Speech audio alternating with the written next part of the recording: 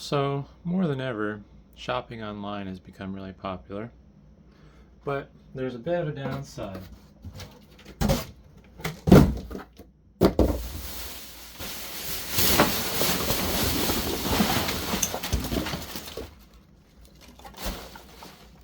You get a lot of trash that comes with it. But this stuff here is not actually trash. There's a lot of things that you should be saving, in my opinion, if you're buying stuff online. Personally, since I sell stuff online, I'm more inclined to save this stuff.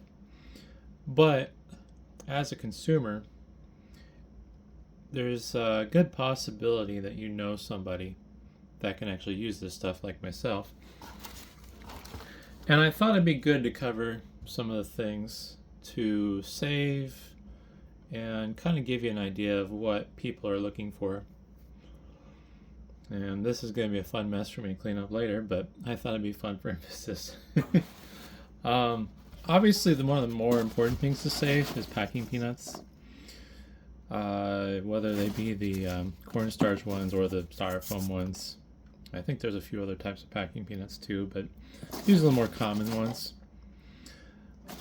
You potentially could sell these, but they're really not worth much, so you're going to have a hard time selling them. Really, any of this stuff, you could try selling it, but you're not going to get much for it, because like for these packing peanuts, I pay, I think I'm paying like $1.50 a cubic foot. So this amount of packing peanuts here probably cost me like a nickel, a whole 5 cents. But yeah, packing peanuts are a good thing to save. Bubble wrap is always a good thing to save, whether it be like these weird small bubble bags or sheets of bubble wrap. It kind of sucks when it's all taped together and crappy like this, but just leave it as is. Save it. Sometimes when I'm reusing it for other stuff, you can kind of peel it off. This stuff's not going to peel properly without tearing the bubbles, so I would just cut the tape. If I can't clean it up into like normal sheets again, and it's just a jumbled mess, I will end up using it kind of as void fill to fill the empty spaces around the item. If the bubble wrap's dirty like this, it's probably not worth saving. If you're shipping stuff that's already dirty as a seller online, it's probably not that big of a deal, but this isn't really worth cleaning, so I'm probably just going to end up throwing it away. It's covered in dirt and debris. Foam.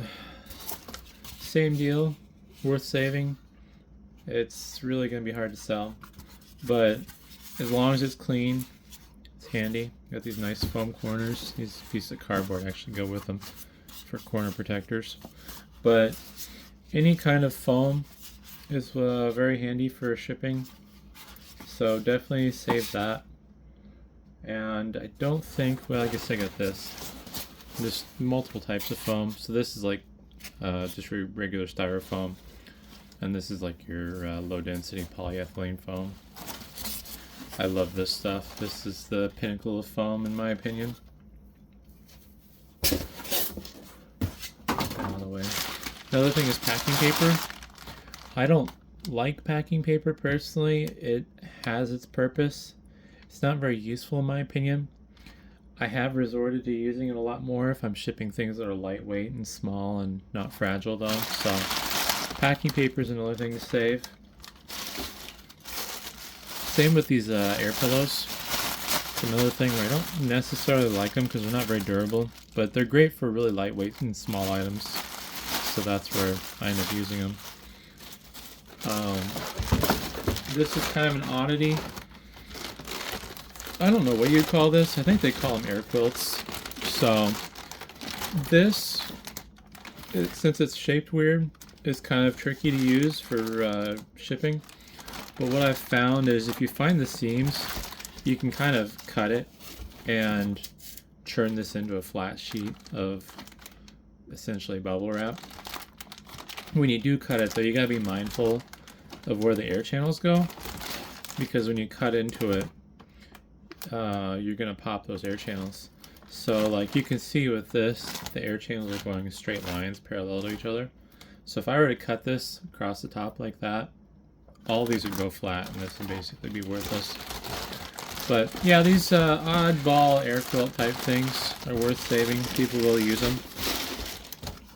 These corner protectors, they're not super handy for what I do, but they are definitely useful.